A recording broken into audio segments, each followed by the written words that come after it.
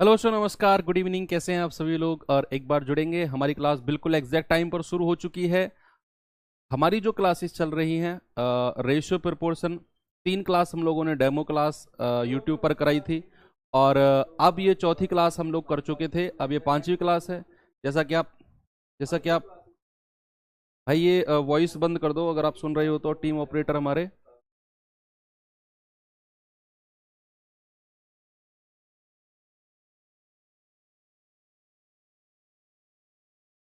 हाँ, ठीक है, अब ठीक है। तो एक बार सभी लोग जुड़ेंगे। Good evening, good evening. Okay, ये फॉन्ट बढ़ा देना है ना नवीन, ये फॉन्ट बढ़ा देना चैट का।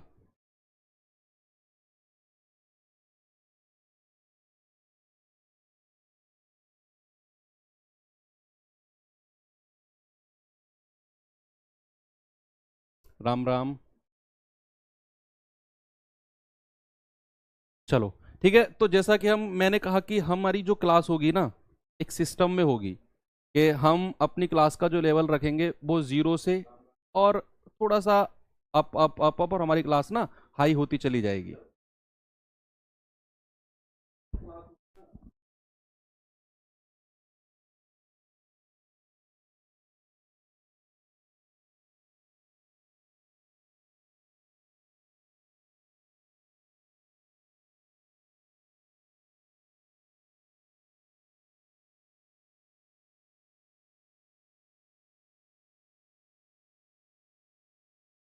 चलिए भाई, वर्कशीट टाइम से कर रहे हैं आप लोग?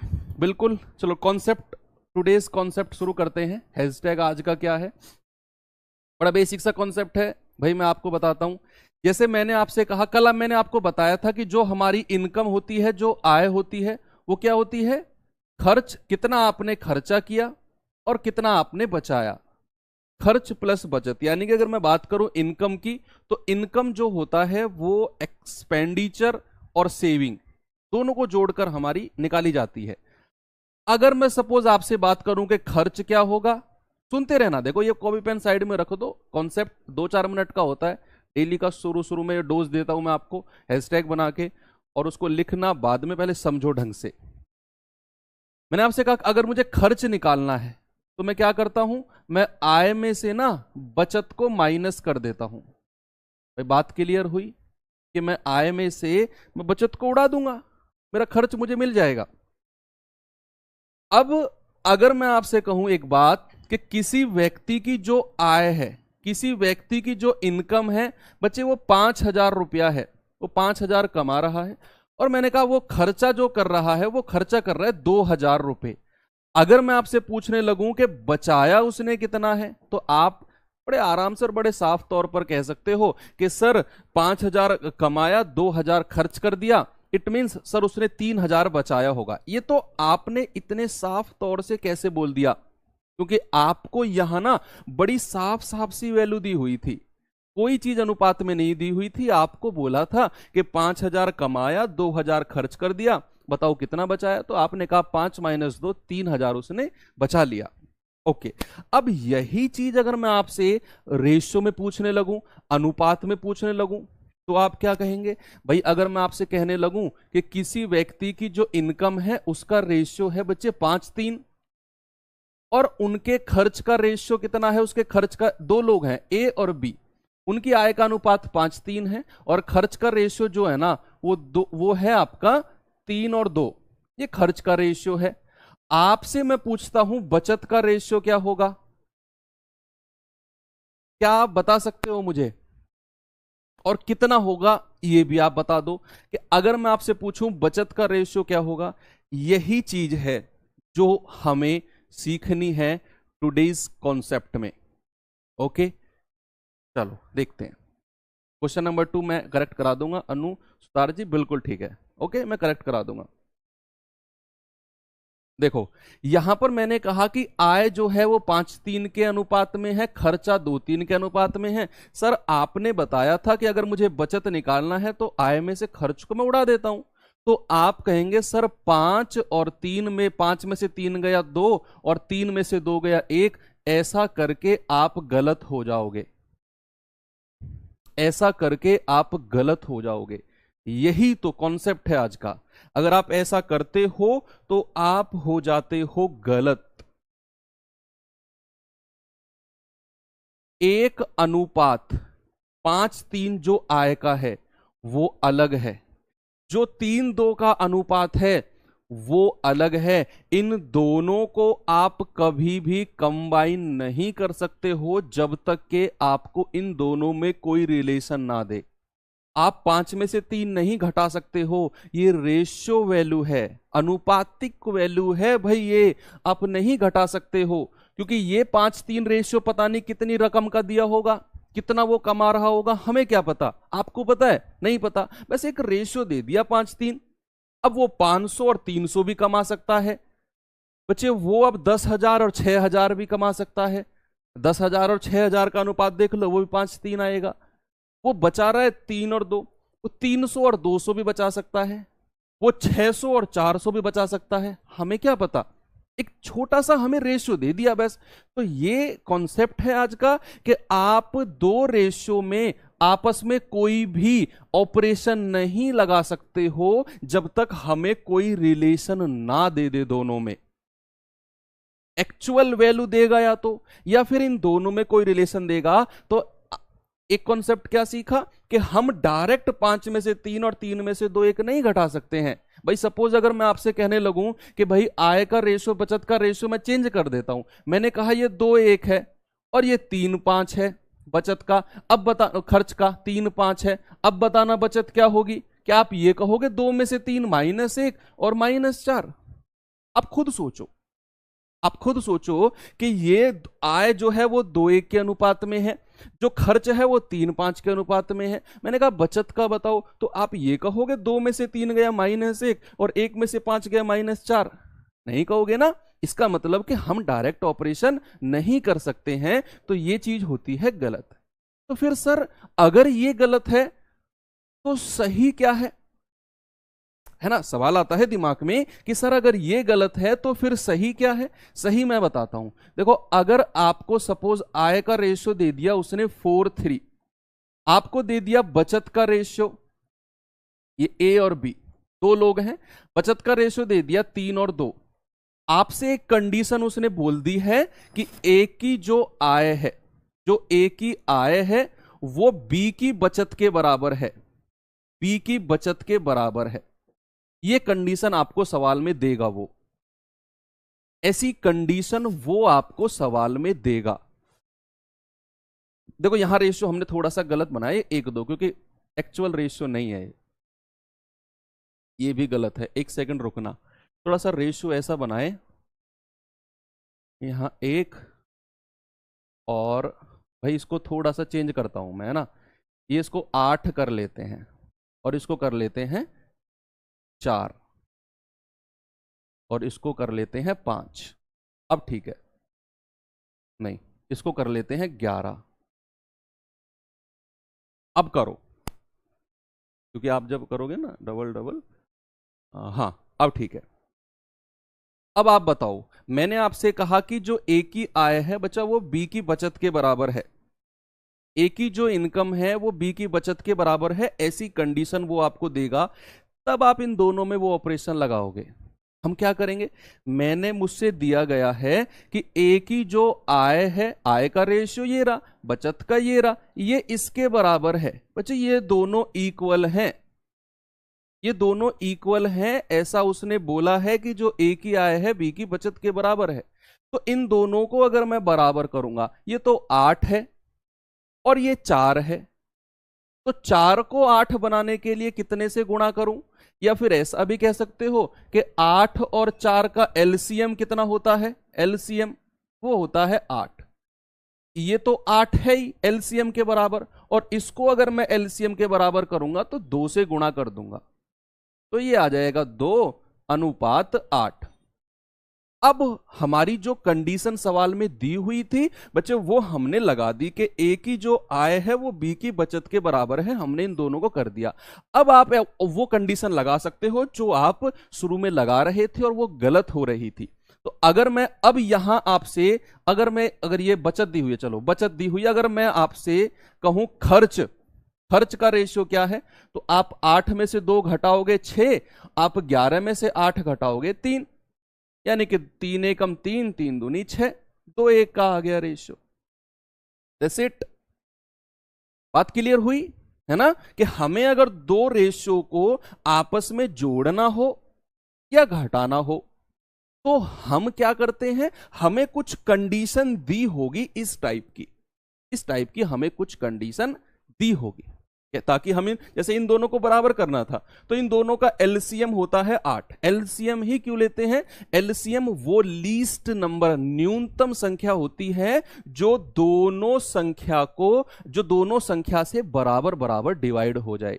जैसे 8 और 4 का एलसीएम 8 एकम 8 और 4 एकम 4 और 4 दूनी 8, तो 4 का पहाड़ा 2 बार पढ़ोगे तो 8 और 8 का पहाड़ा 1 बार पढ़ोगे तो 8। ये एलसीएम जब आप सीखेंगे ना, राहुल सर सिखाएंगे, उस टाइम पर आपको ये सारी चीजें बताई जाएंगी। और ये बड़ा बेसिक सा एलसीएम है, ये मैं समझ सकता हूं अगर आप सीजीएल की तैयारी कर रहे हो, इतना बेसिक एलसीएम आप जानते हो निकालना। मैं कोई लंबा चौड़ा एलसीएम निकालने के लिए नहीं कह रहा हूं, बड़ा 4 और 8 का एलसीएम निकालने के लिए कह रहा हूं, है ना।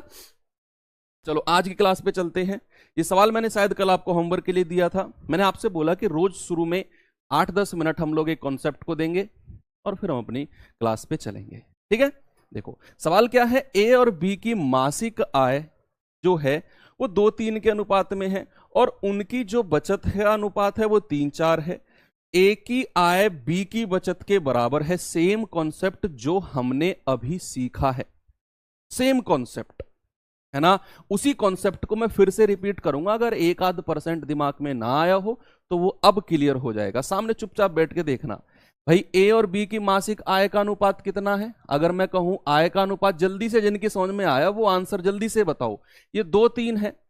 और उनकी बचत का अनुपात कितना है, सेविंग का रेशियो कितना है, 3-4 है।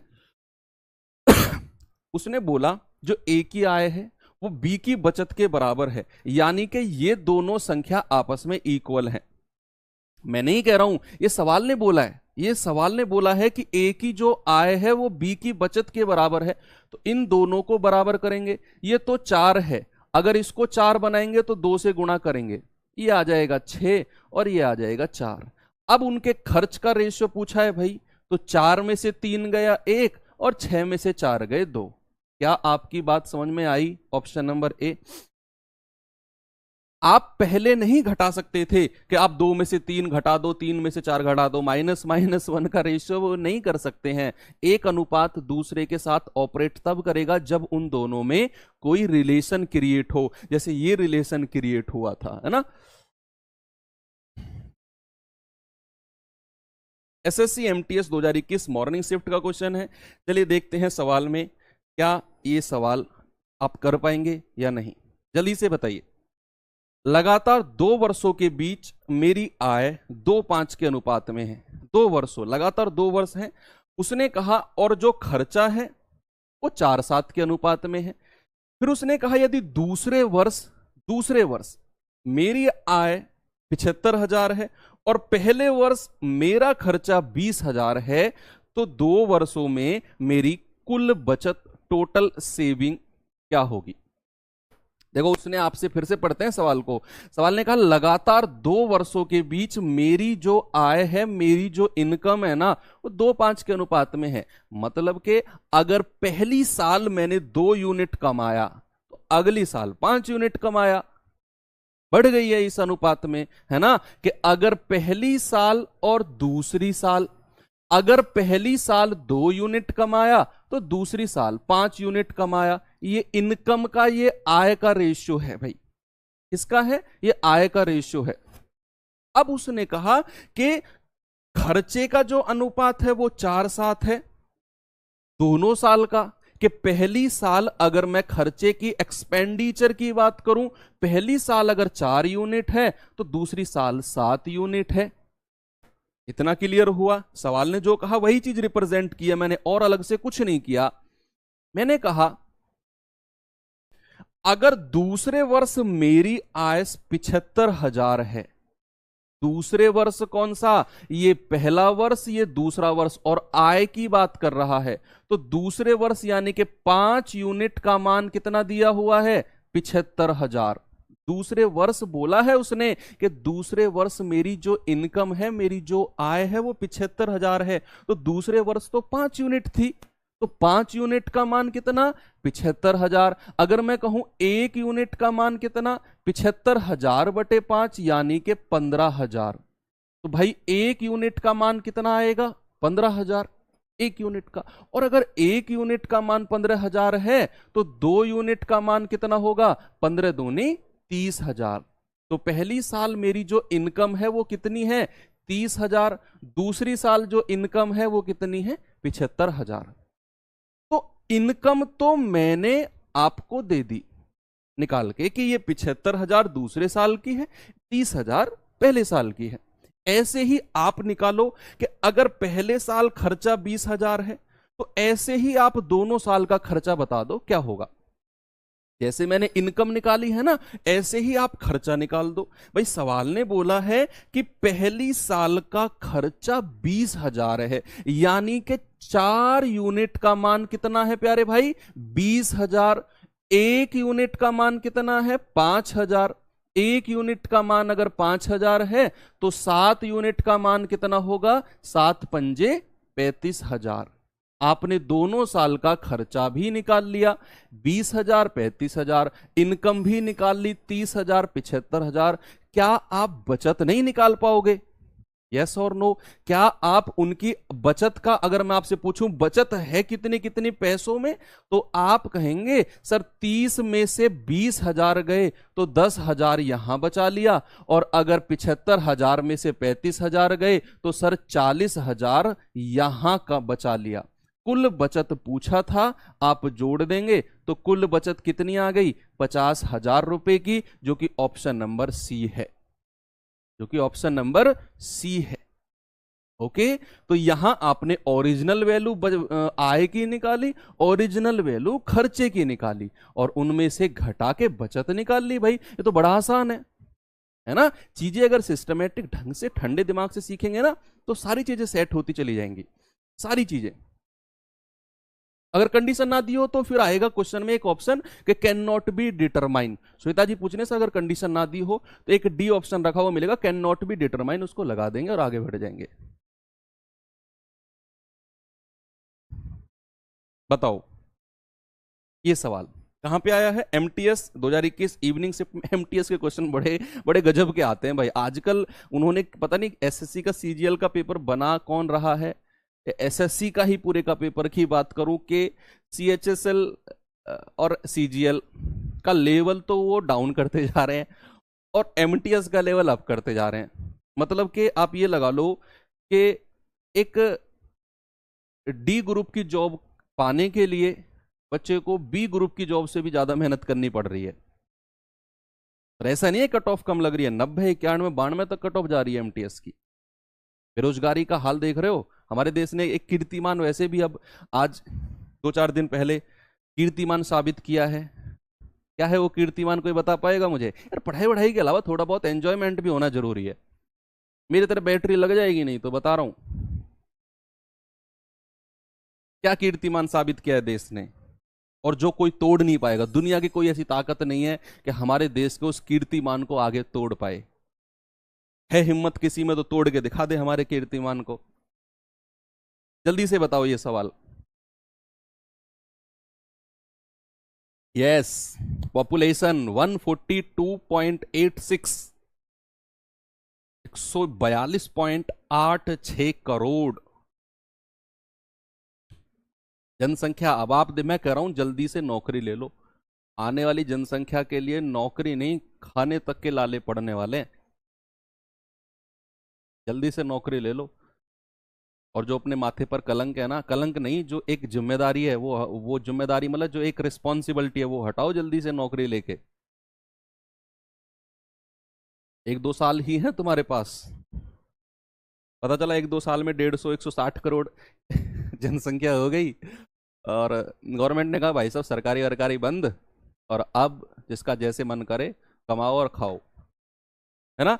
तो सवाल देखेंगे एक बार क्या है। दिनेश की मासिक आय और खर्चे का अनुपात जो है वो 17-14 के अनुपात में है, और उनकी मासिक बचत जो है वो 12,000 है। ओके, उसकी मासिक आय में 10,000 की वृद्धि होती है और खर्चे में 2,000 की कमी होती है, तो उसकी आय और खर्चे का नया अनुपात बता दो, क्या होगा? देखो, उसने बोला है, फिर से पढ़ते हैं। उसने कहा मासिक आय और खर्चे का अनुपात है। सवाल के टाइप को अगर आप रटोगे कि इस टाइप का सवाल हो गया मेरा क्लियर, इस टाइप का हो गया मेरा क्लियर, हमेशा आप मैथ्स में एक एवरेज स्टूडेंट बन के रह जाओगे। ये बात लिख लो आज। अगर आप टाइप को रटोगे तो सवाल की लैंग्वेज को पढ़ना सीखो।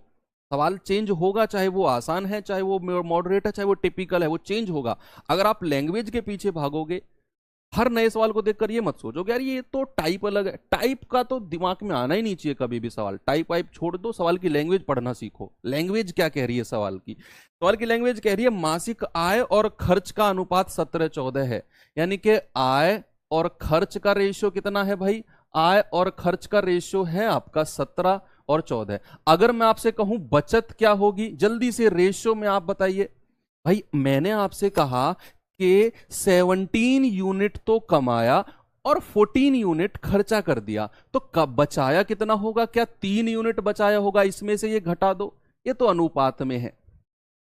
अनुपात में आपने बचत को भी निकाल लिया। ये मत कहना सर 3 कहां से आया। आय में से खर्च को घटाया तो 3 मिल गया। अब सवाल ने बोला कि भैया बचत तो 12,000 है, तो क्या तीनों वैल्यूज आप अलग अलग निकाल सकते हो, जैसे पिछले सवाल में किया था, है ना? सवाल ने आपसे बोला कि भाई जो बचत है ना वो 12,000 है, यानी कि ये जो 3 यूनिट का मान है ना ये 12,000 रुपया है। और अगर 3 यूनिट का मान 12,000 है तो 1 यूनिट का कितना होगा? 12/3 यानी कि 4,000। एक यूनिट का मान कितना? 4,000।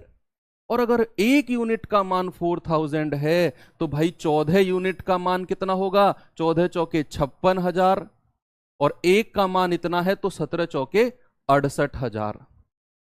ये आपने तीनों वैल्यूज अलग अलग निकाल ली कि उसकी इनकम कितनी है, उसका खर्चा कितना है और उसकी बचत कितनी है। ओके, अब उसने बोला है क्या कि अगर आय में 10,000 की वृद्धि कर दूं, तो आय में अगर मैं यहां बचे 10,000 की वृद्धि करता हूं तो ये बनती है 78,000।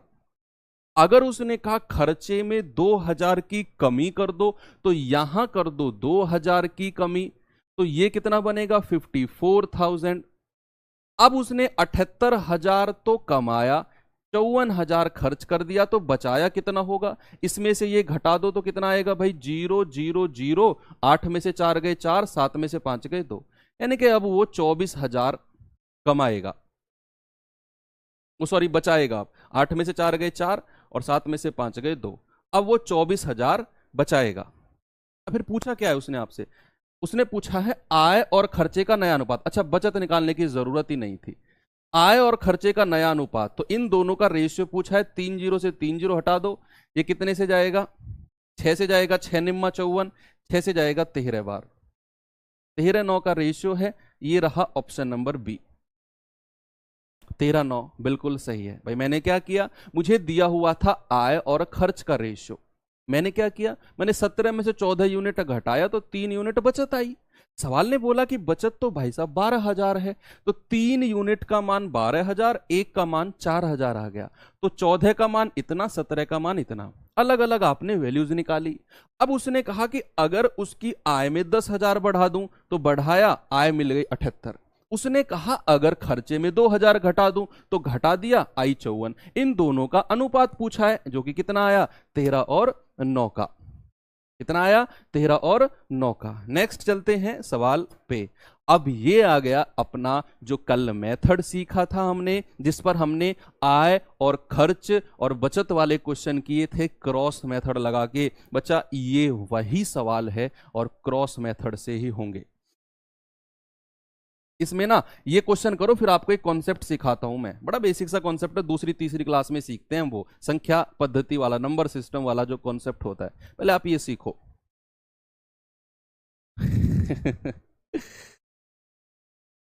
बच्चे जो किताब आपकी कैंसिल हुई है ना, वो बहुत जल्दी अब आपके पास ना पहुंच जाएगी। टेंशन ना लो आप उसके बारे में। अंकित सर उसके लिए बहुत जल्दी वीडियो बनाने वाले हैं, बहुत जल्दी। देखो उसने कहा, ये सीपीओ 2019 का क्वेश्चन है आया हुआ। उसने कहा दो संख्याओं का अनुपात 3:5 के अनुपात में है। पहली संख्या में 8 और दूसरी में 7 जोड़ा गया है, तो अनुपात 2:3 हो गया। देखो एक अनुपात था, ये नए अनुपात में बदल गया। मैंने कल क्या सिखाया था? मैंने कहा था कि अगर एक अनुपात दूसरे में बदले तो हमेशा क्रॉस मेथड लगाते हैं। जी बिल्कुल ठीक है ना, कि अगर एक रेशियो दूसरे में चेंज हो हमेशा क्रॉस मेथड लगाएंगे। तो यहां पर उसने कहा, पिछले क्वेश्चन में आय और खर्च का रेशियो निकालना था। हाँ आय और खर्च का ही तो निकाला है बच्चे, है ना। अब एक बच्चा कह रहा है सर अगर कंडीशन, इसमें तो कंडीशन नहीं दी। अरे भाई कंडीशन की जरूरत ही नहीं है, जब मैंने ओरिजिनल वैल्यूज निकाल ली तो फिर कंडीशन की क्या जरूरत है। अगर मैं आपको सादा सादा बोल ही रहा हूं कि भाई आप 20,000 कमाते हो, 6,000 खर्च कर देते हो, तो बचाते कितना हो? आप डायरेक्ट कहोगे क्या? नहीं कहोगे, कह दोगे ना कि सर 14,000 मैंने बचाया। कोई कंडीशन की जरूरत नहीं है, अगर ओरिजिनल वैल्यू दे दूं तो मैं। ओके देखो यहां पर उसने कहा दो संख्या का अनुपात 3:5 है, पहली में 8 और दूसरे में 7 जोड़ा तो अनुपात बन गया 2:3। कल कंडीशन लिखवाई थी मैंने आपको क्रॉस मेथड की कि जब एक रेशियो दूसरे में चेंज हो तो हमेशा क्रॉस मेथड लगेगा, है ना। तो यहां पर उसने कहा दो संख्या का अनुपात कितना है? 3:5 का, और दूसरा रेशियो कितना बन गया? 2 और 3 का। ऐसा क्यों हुआ? क्योंकि पहली संख्या में तो उसने 8 जोड़ा है और दूसरी संख्या में उसने 7 जोड़ा है। तो यहां पर तो उसने 8 जोड़ा और यहां पर उसने 7 जोड़ा। क्रॉस मेथड लगाओ, आपका आंसर बड़ी स्पीड से आपके पास दौड़ता हुआ आएगा। कैसे? यहां पर अगर मैं क्रॉस मेथड लगाऊं तो 3 तिया 9, यहां पर अगर करें तो 5 दूनी 10, डिफरेंस कितना? 1। यहां पर अगर करें तो 7 दूनी 14, 8 तिया 24, डिफरेंस कितना? 10। तो ऊपर का डिफरेंस आएगा नीचे के डिफरेंस के बराबर। एक यूनिट का मान आ गया 10, एक यूनिट का मान 10 है, तो ओरिजिनल वैल्यूज क्या रही होंगी उनकी? भाई 10 तिया 30 और 5 धाम 50, तो ओरिजिनल वैल्यूज कितनी आ गई? 30 50। क्या उसने ये पूछा? नहीं, उसने बोला कि अगर प्रत्येक संख्या में 6 जोड़ दूं तो अनुपात कितना होगा। मतलब कि वो यहां भी 6 जोड़ने को कह रहा है और यहां भी 6 जोड़ने को कह रहा है। तो ये संख्या हो जाएगी 36 और ये संख्या हो जाएगी 56। आपको रेशियो बताना है प्यारे भाई 36 और 56 का। 4 नाम 36, 4 से जाएगा 14 बार। आपका रेशियो कितना आ गया? 9:14। That is option number D. Cross method खत्म। बात क्लियर हुई? भूख मिटाने के लिए जरूरी है घाटी और मैथ का डर निपटाने के लिए जरूरी है मैथ। भाई मुझे सबके कमेंट दिख रहे हैं? ओके बिल्कुल ठीक है। कमेंट आप एक दूसरे के नहीं देख पाओगे, आप खुद कमेंट कर पाओगे, क्योंकि एक दूसरे के कमेंट आपके हाइड किए हुए हम लोगों ने। इसमें कमेंट में लगे रहोगे क्या? पढ़ लो भाई पढ़ लो, है ना। रेशियो कितना मिला? 9:14। क्रॉस मेथड लगा के पहले मैंने ओरिजिनल नंबर निकाले 30 और 50। फिर उसने कहा अगर ओरिजिनल नंबर में 6 आप जोड़ दो, अगर 6 आप जोड़ दो, इसमें भी 6 इसमें भी 6, तो भाई 36 और 56 बन गया। रेशियो बन गया 9:14 का। क्रॉस मेथड जिसने कल की क्लास नहीं ली थी वो लो, जल्द इस क्लास के बाद कल की क्लास करना क्रॉस मेथड। अब मैं आपको नहीं बताने वाला कि क्रॉस मेथड ये होता है ये होता है, सर हमने कल क्लास नहीं की थी बता दो हमें आज। नहीं, आप कल की क्लास लो, वो आपको मिल जाएगी, वहां से हम आगे बढ़ेंगे। ठीक है। क्वेश्चन कोई पूछना हो तो बच्चे आप टेलीग्राम में डाल देना और मुझे टैग कर देना। जो 8 बजे से आपका ग्रुप खुलता है ना, टेलीग्राम में डाल के मुझे टैग कर देना। हमने अपनी टीम भी लगाई हुई है कि जब आप अपने क्वेश्चंस डालते हो 10 बजे ग्रुप बंद हो जाता है। 10 बजे के बाद में जितने भी क्वेश्चंस होते हैं हमारी टीम मेंबर्स उनका सॉल्यूशन ग्रुप में डालते हैं और हमसे भी कॉन्टैक्ट में वो लोग रहते हैं। जिस प्रकार अक्सर हम इसका सॉल्यूशन करें, तो आप उस चीज़ की टेंशन ना लो। कोई भी सवाल में अगर दिक्कत है तो उसे ग्रुप में डाल के टीचर को टैग कर दिया करो, तो वो सवाल पहुंच जाएगा हम तक।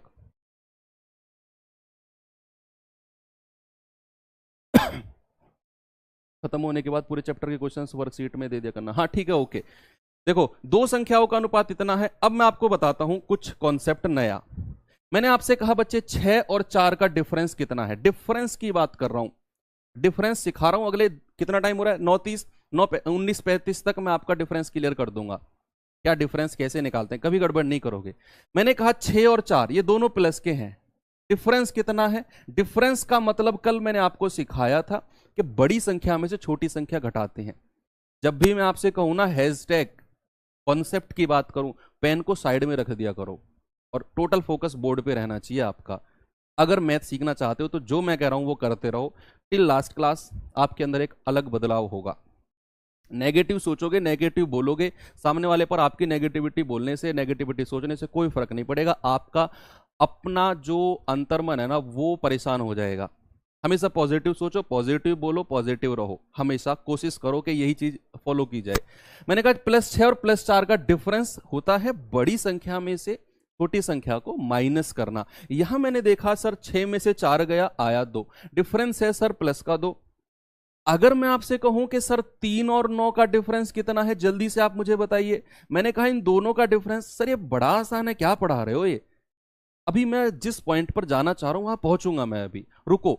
मैंने कहा कि प्लस का 3 और प्लस के 9 का डिफरेंस कितना है। डिफरेंस मतलब होता है हमेशा बड़ी संख्या में से छोटी संख्या को घटाया जाता है, हमेशा बड़ी संख्या में से छोटी संख्या को माइनस किया जाता है, वही डिफरेंस है। चाहे बेशक पहले छोटी हो बाद में बड़ी हो, डिफरेंस ऑलवेज के बड़ी संख्या में से छोटी संख्या को घटाएंगे, 9 में से 3 यानी कि डिफरेंस आएगा 6। अब थोड़ा सा मैं कहानी को चेंज करता हूं, थोड़ा सा चेंज करता हूं मैं कहानी को। मैंने क्या कहा, मैंने कहा अगर माइनस का 2 और माइनस के 6 इनका डिफरेंस क्या है, इनका डिफरेंस क्या है, जल्दी से आप मुझे बताएंगे। अगर मैं इनका डिफरेंस आपसे पूछूं माइनस, ये जो बहुत सेकंड क्लास और फर्स्ट क्लास वाले बच्चों के कॉन्सेप्ट में सिखाता हूं ना, यही हैं जो गड़बड़ कराते हैं एग्जाम्स में। ये क्लियर हो गए ना, एग्जाम अपने आप क्लियर हो गया। बड़े बड़े सवालों को हम रट लेते हैं, पढ़ लेते हैं, हमको करा दिए जाते हैं, इतना बेसिक नहीं बताया जाता हम लोगों को, वही हमारी कमी लास्ट तक रह जाती है। तो माइनस का 2 और -6 का डिफरेंस, ये भी आपका 4 आएगा। डिफरेंस, डिफरेंस हमेशा पॉजिटिव होता है, डिफरेंस के साथ कोई साइन नहीं लगाएंगे बच्चे हम, डिफरेंस के साथ कोई साइन नहीं लगाया जाता है, डिफरेंस हमेशा पॉजिटिव होता है। डिफरेंस जैसे मैं आपसे कहने लगूं मेरी उम्र है, मान लो मेरी उम्र है 28 साल, आपकी उम्र है मान लो 34 साल, तो आपकी और मेरी उम्र का डिफरेंस कितना है, तो आप कहेंगे कि सर आपकी और मेरी उम्र का डिफरेंस है 6 साल। क्या आप ये कहेंगे सर माइनस का 6 साल है? आपकी उम्र है मान लो 25 साल, आपके भाई की उम्र है 18 साल, डिफरेंस कितना है? डिफरेंस 7 साल का है। क्या आप कभी ये कहोगे सर -7 साल का डिफरेंस है हम दोनों का? डिफरेंस कभी माइनस में होगा? आप खुद सोचो, अंतर कभी माइनस में होता है? कभी नहीं होता। तो अंतर हमेशा प्लस में होगा, उसके साथ कोई साइन नहीं लगेगा। ये बात आप ध्यान रख लो, स्टार बना के कहीं लिख लो कि डिफरेंस हमेशा पॉजिटिव होगा, कोई साइन उसके साथ हम यूज नहीं करेंगे। अब जैसे -2 -6 का डिफरेंस है तो 4 होगा। कैसे भाई? एक नंबर लाइन आपने पढ़ी होगी, यहां 0 होता है, यहां प्लस का 1 होता है, यहां प्लस का 2 होता है, यहां प्लस का 3 होता है, और ऐसे संख्या बढ़ती जाती है। यहां -1 -2 -3 और ऐसे संख्या बढ़ती गई। अब अगर मैं आपसे पूछूं कि यहां माइनस के 2 और प्लस के 2 का डिफरेंस कितना है, जल्दी से बताओ। माइनस के 2 और प्लस के 2 का डिफरेंस कितना है, जल्दी से बताइए क्या होगा इस सवाल का आंसर। मैंने कहा -2 और +2, तो आप कहेंगे sir 1 step, 2 step, 3 step, 4 step. कितने स्टेप चलने पड़े सर? 4 स्टेप चलने पड़े हैं, तो डिफरेंस कितना होगा? 4। या फिर जब भी हमें पता चले कि एक साइन प्लस का है और एक साइन माइनस का है, तो डिफरेंस हमेशा दोनों संख्या को जोड़ दो, 2 और 2 4। जब भी साइन अपोजिट हो, जब भी साइन अपोजिट हो, साइन बच्चा जब भी अपोजिट हो तो हम क्या करते हैं? डिफरेंस के लिए दोनों संख्या को जोड़ देते हैं। अब जैसे मैंने आपसे पूछा कि -3, भाई मेरा सवाल आपसे है कि -3 और प्लस के 4 का डिफरेंस क्या होगा? -3 और प्लस के 4 का डिफरेंस जल्दी से आप बताएंगे। दोनों साइन अपोजिट हैं, एक प्लस का है एक माइनस का है, तो डिफरेंस के लिए मैंने क्या कहा? जब भी अपोजिट साइन होंगे तो 4 और 3 7 होगा डिफरेंस। अब देख लो भाई 1 2 3 4 5 6 और 7 कदम चलने पड़े आपको, तो डिफरेंस कितना आया? 7। तो माइनस और प्लस दोनों साइन होंगे, डिफरेंस होगा 7। ओके। एक और चीज, जैसे मैंने यहां पर लिख दिया, ये है 0 1 2 3 और 4। मैं आपसे कहूं 1 और 4 का डिफरेंस प्लस प्लस का डिफरेंस, अगर मैं आपसे कहूं प्लस प्लस का डिफरेंस तो आप 4 में से 3 माइनस करोगे। बड़ी संख्या में से हमेशा छोटी संख्या माइनस करते हैं। ओके, कितना आएगा? 3 आएगा। अगर मैं आपसे कहूं यही कहानी कि माइनस का 1, -2, -3, -4, मैंने कहा -2 और -4 का डिफरेंस कितना होगा? मैंने कहा -2 और -4, सर ये भी 2 डिफरेंस होगा, क्योंकि 1 स्टेप 2 स्टेप और डिफरेंस के साथ कोई साइन नहीं लगेगा। अब ये जो कहानी मैंने आपको बताई, जो कॉन्सेप्ट मैंने आपको सिखाया, इसको समराइज करते हैं। 3 केस मैंने आपको बताए, सामने देखना। 3 केस मैंने आपको बताए। क्या केस थे? कि जब दोनों साइन प्लस प्लस के हों तो डिफरेंस बड़ी संख्या में से छोटी घटा दो, 3 आ गया। जब दोनों साइन माइनस के हों, बड़ी संख्या में से छोटी घटा दो, साइन को भूल जाओ। अगर एक जैसे साइन है तो चाहे वो प्लस प्लस हो चाहे वो माइनस माइनस हो। 4 में से 2 गया 2, माइनस हटा दो, 4 बड़ी संख्या बन गई, 2 छोटी। माइनस हटाने के बाद जब साइन अपोजिट हो, प्लस और माइनस, तो दोनों संख्या को जोड़ा जाता है तो आपका डिफरेंस मिलता है। ये वैल्यू हमेशा दिमाग में रखेंगे इस बात को। ओके, चलो, जैसे सवाल क्या था मेरे पास, ये था सवाल। अब आपको ये सवाल क्लियर होगा, थोड़ा थोड़ा होगा। कैसे? पढ़ते हैं सवाल को। सवाल क्या है कि 2 संख्याओं का अनुपात 4-5 है। यदि पहली संख्या से 1 घटाया जाता है, बच्चा क्या किया मैंने? पहली संख्या से तो 1 घटाया है और दूसरी संख्या में 2 जोड़ा है। पहली में तो 1 माइनस किया है और दूसरी में 2 जोड़ा है, तो प्लस और माइनस का केस बनेगा, तो नया अनुपात 3-4 हो गया। उसने कहा जब पहली और दूसरी संख्या में 8 और 4 जोड़े जाएं तो अनुपात क्या होगा? पहले तो वो 2 संख्या निकाल लो। ये 8 और 4 जोड़ने वाली कहानी तो बाद की है, ये तो बाद की है। पहले अनुपात देखो, ये अनुपात था 4-5, ये 3-4 में बदल गया। भाई रेशियो क्या था? 4-5 का, और ये किस में बदल गया प्यारे भाई? 3 और 4 में। क्यों? ऐसा क्यों हुआ? ऐसा क्या हुआ कि अनुपात चेंज हुआ? सर ये हुआ कि पहली संख्या में 1 घटाया गया, माइनस का 1, दूसरी संख्या में 2 जोड़ा गया, प्लस का 2। यही कहानी हुई है कि नहीं हुई है? हाँ, यही हुई है। अब आप क्रॉस मल्टीप्लाई कर दो भाई, ये आएगा 4 चौके 16 और 3 पंजे 15, डिफरेंस कितना? 1। ये आएगा 3 दूनी 6 प्लस का और 4 एकम 4 माइनस का, डिफरेंस कितना है? भूल मत जाना, साथ निभाना, भूल मत जाना। डिफरेंस कितना है? माइनस के 4 और प्लस के 6 का। सर डिफरेंस आएगा 10। कॉन्सेप्ट भूले क्या कि माइनस और प्लस का डिफरेंस हमेशा जुड़ता है ना? तो यहां माइनस का क्यों आया? क्योंकि एक संख्या घटाई गई है पहली में से, दूसरे में 2 जोड़ा गया है। क्रॉस मल्टीप्लाई करके -4 + 6, डिफरेंस आ गया 10। तो ऊपर का डिफरेंस नीचे के डिफरेंस के बराबर। तो पहले ओरिजिनल संख्या निकाल लो। ये कितना है? 10 चौके 40 और 5 धाम 50। भाई ओरिजिनल संख्या 40-50 मिल गई, 40-50 ओरिजिनल संख्या मिल गई।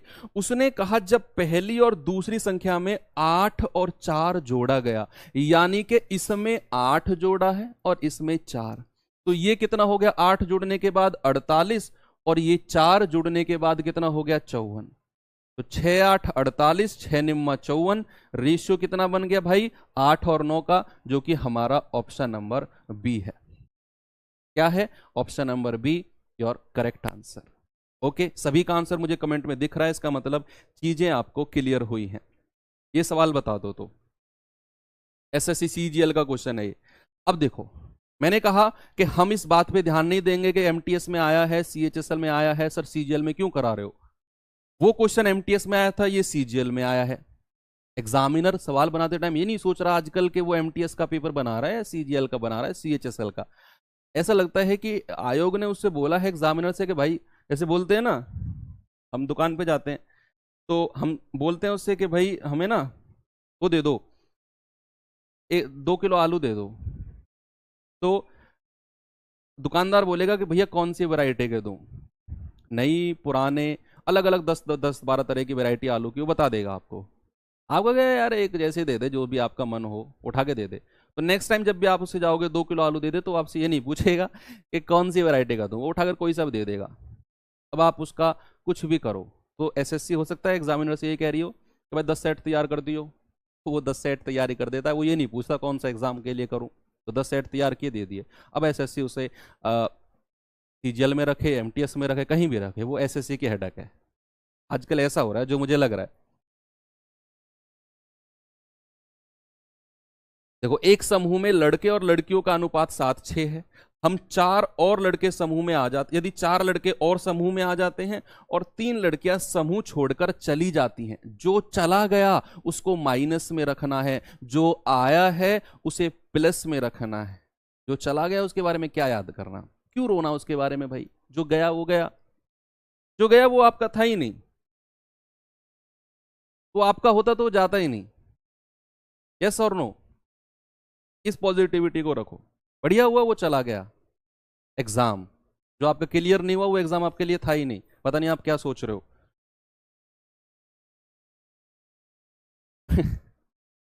करो जल्दी से इसका आंसर बताओ। देखो हुआ क्या, जब 4 लड़के समूह में आ गए और 3 लड़कियां समूह छोड़कर चली गई, जो गया वो माइनस, जो आया वो प्लस, है ना।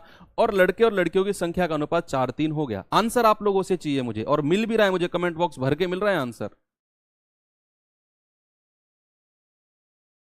104। चलो देखते हैं भाई, बॉयज और गर्ल्स का रेशियो कितना है। सवाल ने आपसे बोला है बॉयज एंड गर्ल्स का रेशियो है सर 7 और 6, और दूसरा अनुपात क्या बन गया 4:3 का। क्यों, ऐसा क्यों हुआ? ऐसा हुआ इसलिए कि 4 लड़के ग्रुप में आ गए हैं, 4 लड़के ग्रुप में आ गए हैं तो प्लस का 4, और 3 लड़कियां ग्रुप छोड़कर चली गई हैं तो माइनस का 3। क्रॉस मल्टीप्लाई करिए, 7 तिया 21 और 6 चौके 24। डिफरेंस कितना है जी 3 का। यहां करेंगे 4 तिया 12 माइनस का, 4 तिया 12 प्लस का। भाई प्लस और माइनस का डिफरेंस जीरो मत कर देना, गलत हो जाओगे। प्लस और माइनस का डिफरेंस हमेशा जोड़ता है 24। 3 यूनिट का मान 24, तो 1 यूनिट का मान कितना 8। आपसे क्या पूछा है? आपसे पूछा है आरंभ में समूह में लड़के और लड़कियों की कुल संख्या का अनुपात। तो कुल संख्या का अनुपात कितना है? ये है 7 और 6। टोटल कितना है 13 यूनिट। 1 यूनिट का मान 8, तो 13 यूनिट का मान कितना 13 गुणा 8, तो कितना आंसर आ गया 104। तो शुरुआत में संख्या कितनी थी 104, that is option number D. 91 क्यों बोल रहे हो भाई, 91 क्यों बोल रहे हो? 1 यूनिट का मान 7 थोड़ी आएगा, 12 और 12 24 होता है, 3 अट्ठे 24 होता है, 104 आएगा। ओके, चले नेक्स्ट आ जाओ, नेक्स्ट क्वेश्चन पे चलते हैं। सीपीओ 2019 का क्वेश्चन है। चेंज हुआ, थोड़ा सा चेंज हुआ, तो उस टाइप के सवाल अब कर सकते हो कि अगर ग्रुप में लोग आ ही रहे हैं, कि लड़के 10 लड़के आए 10 लड़कियां आई तो प्लस प्लस, 5 लड़के गए 6 लड़कियां आई, तो जो गया वो माइनस, जो आया वो प्लस। ये ट्राई करना, बुक से क्वेश्चन ढूंढ के इन चीजों को ट्राई करना है, अप्लाई करना। आप बुक से नहीं तो वर्कशीट में आपको मिल जाएंगे इस टाइप के क्वेश्चन, है ना। सवाल है, एक राशि ए बी सी के बीच 9, 6, 11 के अनुपात में वितरित की जाती है। यदि ए सी को अपने हिस्से से 500 रुपए दे देता है, तो ए बी सी के हिस्से का अनुपात 4, 3, 6 हो जाता है। तो शुरुआत में बी और सी का कुल हिस्सा कितना था? जैसे सवाल को पढ़ते हैं फिर भाई, ए बी और सी।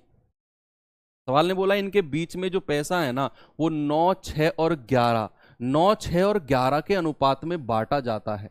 9, 6 और 11 के अनुपात में बांटा जाता है।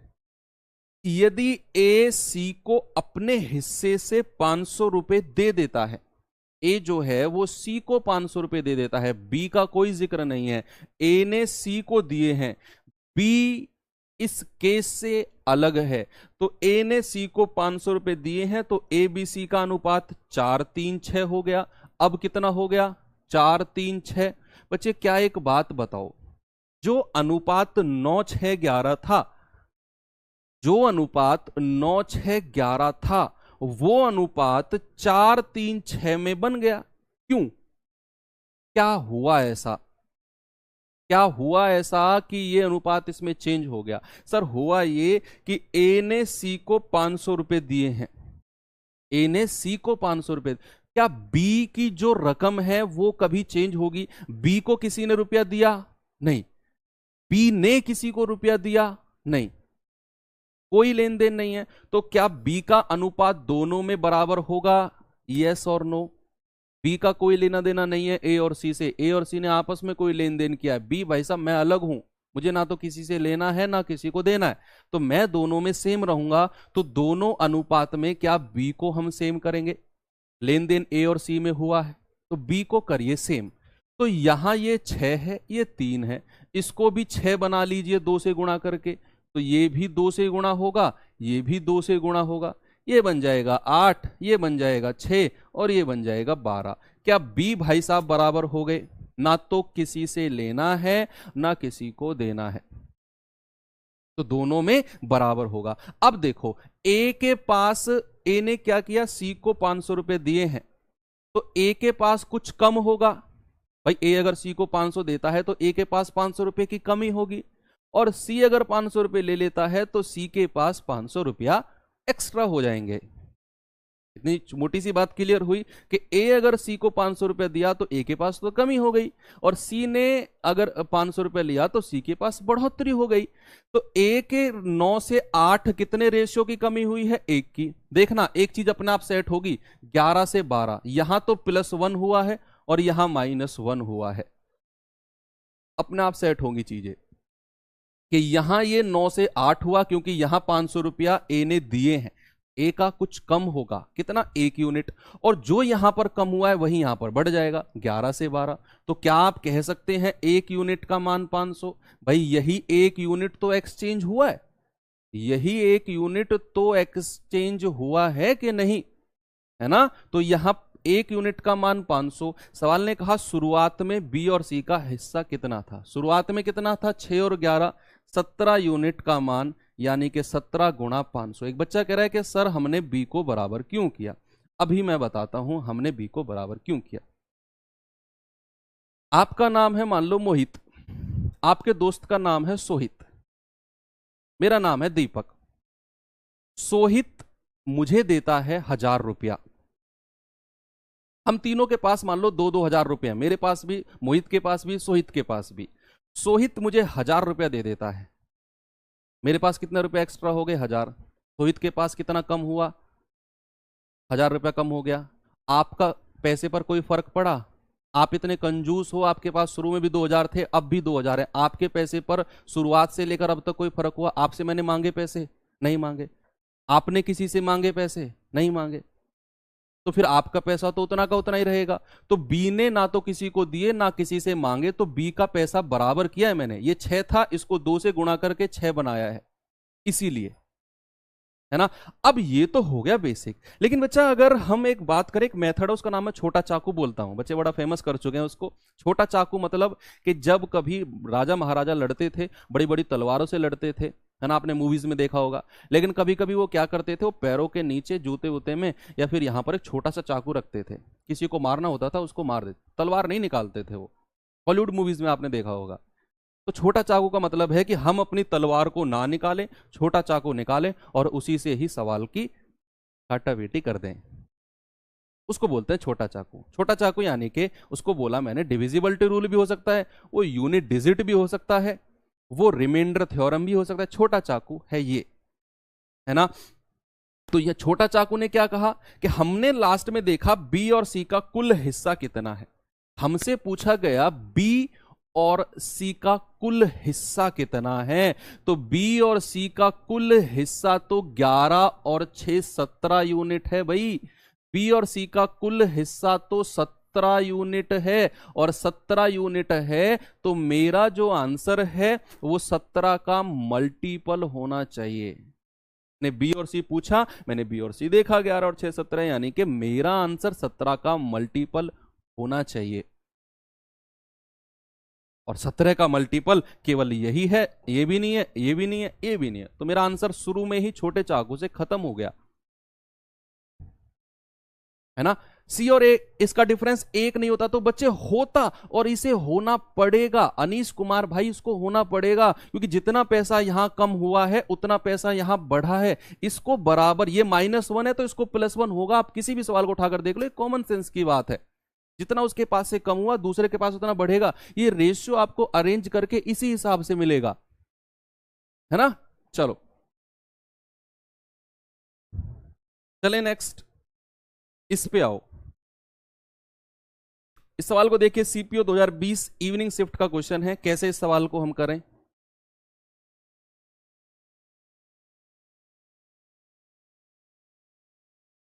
क्या ये सब एग्जाम में याद आएगा? मैं आपको जो भी बता रहा हूं ना, मोइनुद्दीन भुयान भाई, मैं वो चीज बता रहा हूं जो मैंने खुद अपने एग्जाम में अप्लाई की है। और अगर मैं कर सकता हूं और मैं आपको पढ़ा रहा हूं तो आप भी कर सकते हैं।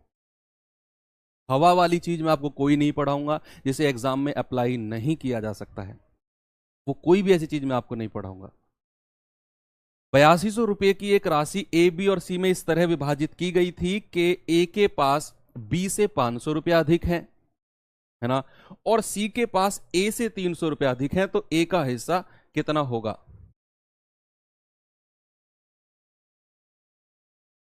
बताओ कितना होगा जी। 17 का मल्टीपल दो ऑप्शन में होता तो छोटा चाकू अंदर करके बड़ी तलवार निकालते, मतलब छोटा चाकू अंदर करके और फिर हम बड़ी तलवार यानी कि अपना सॉल्यूशन करते। अगर एक बच्चा कह रहा है सर अगर दो ऑप्शन होते तो छोटा चाकू अंदर ऐसे कर लेते, हम नहीं निकालते उसको, फिर बड़ी तलवार निकालते। बताओ 8200 रुपए हैं बच्चे, कितने रुपए हैं? 8200 रुपए हैं। ये छोटा चाकू ये मत कहना कि सर ये हर जगह अप्लाई क्यों नहीं, ये तो जस्ट आपकी ना फैक्टर ऑफ सेफ्टी होता है। फैक्टर ऑफ सेफ्टी यानी पूरा काम ना करना पड़े और सांप भी मर जाए लाठी भी ना टूटे, वो वाला काम है। लेकिन सांप ही अगर ऐसा आ गया अजगर के लाठी से कोई फर्क नहीं पड़ रहा है तो भैया फिर तो उसका कुछ और जुगाड़ करना पड़ेगा, है ना। ये तो छोटा सा मैंने आपको जुगाड़ बताया है, इसको साइड में रखो और लगा के देखो। इंडिया है, जुगाड़ के ऊपर जी रहा है तो जुगाड़ आना चाहिए। देखो 8200 रुपए को ए बी सी के बीच इस तरह से विभाजित किया गया कि ए के पास बी से 500 रुपया ज्यादा है। हमें नहीं पता बी के पास पैसा कितना है, लेकिन ए के पास बी से 500 रुपया ज्यादा है और सी के पास ए से 300 रुपया ज्यादा है। तो किसी का पैसा हमें कुछ मानना पड़ेगा। तीनों के पास जो टोटल है वो 8200 रुपए है और ए के पास बी से 500 रुपया ज्यादा है। अगर मैं बी का पैसा कुछ मान लूं, अगर मैं बी का पैसा कुछ मान लूं, जैसे मैंने कहा कि अगर मैं मान लूं कि बी के पास जो पैसा है ना वो एक्स तो नहीं मानेंगे, एक्स मैंने मान लिया ना तो आपको गुरुजी एक्स मत माना करो, एक्स से तो ना हालत खराब हो जाती है। दोनों तरफ से मारे जाते हैं, एक तो एक्स के सवाल हमें बुरे लगते हैं, एक हमें एक्स भी बुरा लगता है, दोनों तरफ से मारा जाता है। तो एक्स मत माना करो, इसलिए कुछ और मान लेते हैं। मैंने मान लिया बी के पास जो पैसे हैं ना वो R रुपए हैं। आर तो मान सकते हैं। अब किसी का नाम आर से शुरू, किसी के एक्स का नाम आर से शुरू हो रहा होगा तो भाई मैं जिम्मेदार नहीं हूं, पहले ही बता रहा हूं, है ना।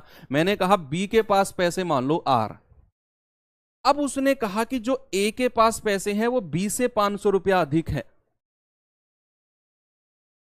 ए के पास जो पैसा है वो बी से 500 रुपया अधिक है, यानी कि अगर मैं ए के पास पैसा पूछूं तो वो आएगा आर प्लस 500। ए के पास पैसा कितना आएगा? आर प्लस 500, बी से 500 रुपया ज्यादा। और सी के पास जो पैसा है वो ए से 300 रुपया अधिक है। भाई ए के पास तो ये पैसा था, अगर मैं सी के पास पैसा पूछूंगा तो वो आएगा ए से 300 अधिक। ए का कितना है? आर प्लस 500, और इससे भी कितना अधिक? 300 अधिक। इससे भी कितना अधिक? 300 अधिक। तो सी के पास कितना पैसा होगा? R plus 800। कितना होगा? R plus 800। यानी कि बी के पास इतना पैसा, ए के पास इतना पैसा और सी के पास इतना पैसा। अब आप इन तीनों को जोड़ के 8200 के बराबर कर दो। एलजेब्रा में तो सब कुछ एक्स से शुरू होता है भाई। एलजेब्रा ना सख्त लौंडा है, उसका कोई एक्स नहीं है, तो उसे एक्स लेने से कोई दिक्कत नहीं है, एक्स मानने से कोई दिक्कत नहीं है उसको, इसीलिए, है ना। तो यहां अगर मैं तीनों को जोड़ दूं a प्लस बी प्लस सी तो वो 8200 के बराबर हो जाएगा। बच्चे आप तीनों को जोड़ो, यहीं पे जोड़ लो। देखो आर आर और आर कितना होगा? 3R। प्लस यहां जोड़ेंगे तो 500 और 8 5 1300। यस भाई, मैंने इन तीनों को जोड़ा है, इन तीनों को जोड़ा है, तो आर आर आर 3R 500 800 1300 किसके बराबर है? 8200 के बराबर। तो 3R किसके बराबर होगा? 8200 में से 1300 घटाएंगे, 12 में से 3 गए 9, और 7 में से 1 गया 6। तो R कितना आ गया? 3 दूनी 6, 3 तिया 9। R की वैल्यू आ गई 2300। 2300 रुपए R की वैल्यू आ गई। कितनी आ गई? 2300 रुपए। अब उसने बोला क्या? उसने कहा कि ए का हिस्सा कितना है? भाई ए का तो ये रहा R प्लस 500। R आपने 2300 निकाला है, तो ए कितना हो जाएगा? 2300 प्लस 500 यानी कि 2800 रुपया। आपका आंसर है ऑप्शन नंबर ए। क्लियर है? ओके, बिल्कुल सही है। नेक्स्ट, कुछ कुछ ऐसा ही है, कुछ कुछ ज्यादा नहीं, थोड़ा सा सिमिलर है उसी के ही। देखो जल्दी से, क्या आप इसे कर सकते हैं?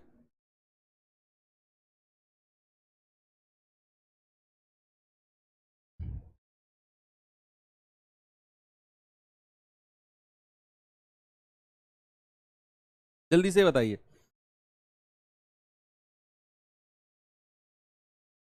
एक बच्चा कह रहा है सर इसमें टोटल रेशियो क्या इक्वल नहीं कर सकते? बच्चे कर सकते हो आप, वही कहानी तो है भाई। एक कह रहा है कि सर टोटल रेशियो क्या इक्वल नहीं होगा? भाई वही तो कहानी है, देख लो, पहले इसे देख लो। एक बच्चा बहुत देर से कमेंट किए जा रहा है, आप इसका टोटल देखो, 11 9 20 और 6 26, और 6 और 4 10 3 13। टोटल पैसा तो दोनों केस में बराबर रहेगा, दोनों केस में सेम रहेगा टोटल पैसा। ये 26 है, ये 13 है, तो इसको भी 26 बना लो। तो अब भी तो 2 2 से मल्टीप्लाई हुई भाई, कहानी तो वही आगे रुक गई। बस वैसे भी तो हो गया, टोटल पैसा सेम है क्योंकि आपस में एक्सचेंज किया है उन्होंने। ये करो सवाल।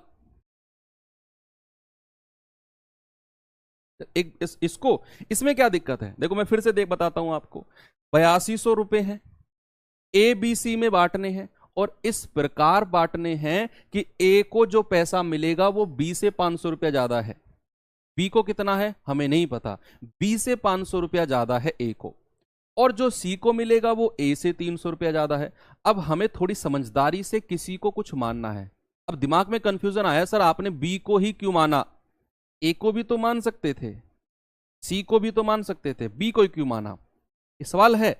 हमने बी को इसीलिए माना क्योंकि भैया बी को अगर आप मानोगे तो उसमें प्लस 500 करना पड़ेगा तो ए मिल जाएगा,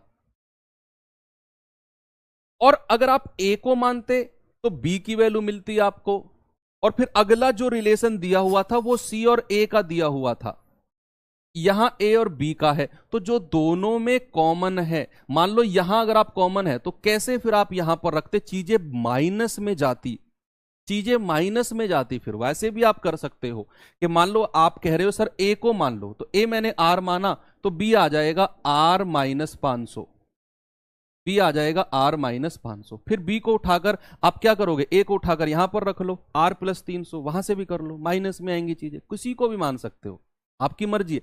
यही चीज तो आपको खुद से अप्लाई करनी है। जब क्लास खत्म हो जाए, जिस भी सवाल में इस तरह का डाउट बने, अपने रफ कॉपी निकालो और वो चीज घिसना शुरू कर दो रफ कॉपी में। यही चीज आपको इंप्रूव करेगी एग्जाम के लिए। मैंने जो मेथड बताया वो आपने रट लिया, खत्म कहानी नहीं। अपने एफर्ट लगाओ। एक सवाल के करने के 5 से 6 मेथड हो सकते हैं, एक क्लास में पांचों के पांचों मेथड बताने ही पॉसिबल नहीं है।